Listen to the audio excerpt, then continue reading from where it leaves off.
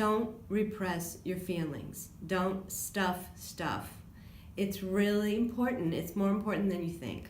Because emotions are energy, right? Energy can't be destroyed, but it can be changed. So emotions are just energy. They're compacted energy. And when you have negative emotions, it's like a big blob of negative energy. And if you press it in long enough, guess what you get? You get freaking things like tumors, you know? You get illnesses that you can't reverse. So it's really important. It's probably more important than you ever thought. And on the other hand, emotions are things that we don't like to deal with because in many cases it feels like a Pandora's box. It's like, oh no, and I don't want to deal with that. I got so much feelings about that. If I open that door, I'm going to get overwhelmed. Well, you won't get overwhelmed. You can learn how to manage your feelings. It takes some practice, but you can do it. It's not that hard. But you have to first decide that it's even important to you, that it even matters. First of all, I just want to say, I'm not a doctor. I'm not a trained psychiatrist. I am just a human being who had a lot of emotions in her life. I've been through a whole lot on the emotional plane. And so when I speak about this stuff, it's really just my experience. And I hope it might inspire someone, it might help someone, but I'm not trying to diagnose anyone or say I know better than a professional, so please don't get me wrong on that. We all want to be happy, I think, in life. Everybody wants that. That's a common thing all humans want, to be happy. And if you've got a lot of stuffed grief or anger or fear going on that's just deep in your subconscious, it's running your life from a subconscious place and it's affecting you.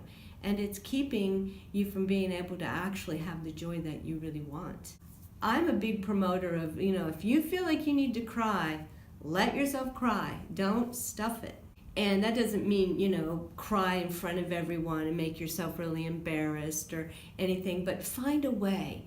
I have gone away from my desk job to the bathroom, restroom, and just had a few tears come out just to release some of that tension.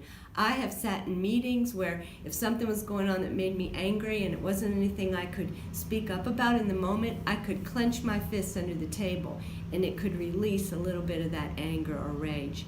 There are little things you can do. I used to roll up towels, big bath towels, and scream into them if I was really angry and didn't want to have people call the police on me.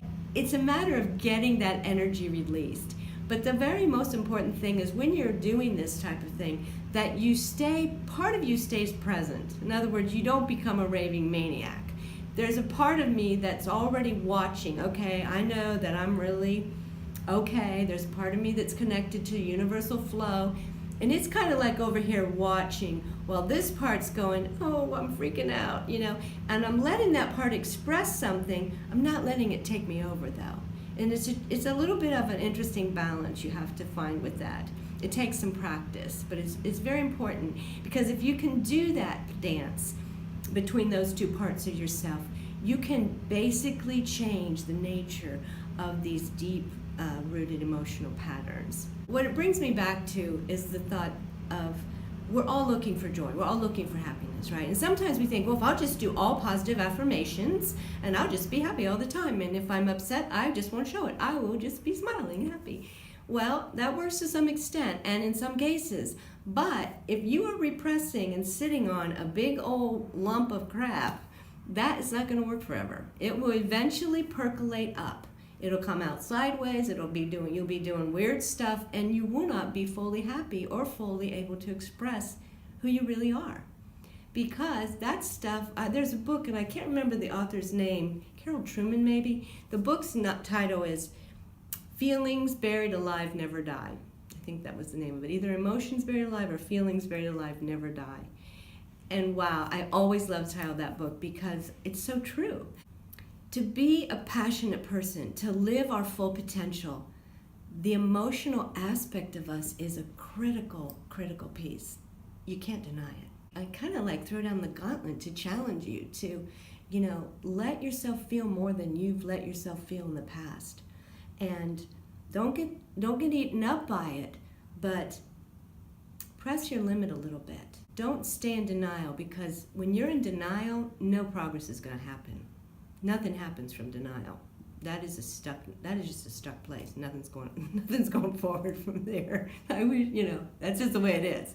Well, this is a topic I've spoken about so many times in my life, and I could go on and on probably for hours, but I would love to hear any feedback, any questions that you have. I would love to have you address that. So please comment below if there's things that come up and you'd like to hear what I have to say about it. Thanks for watching.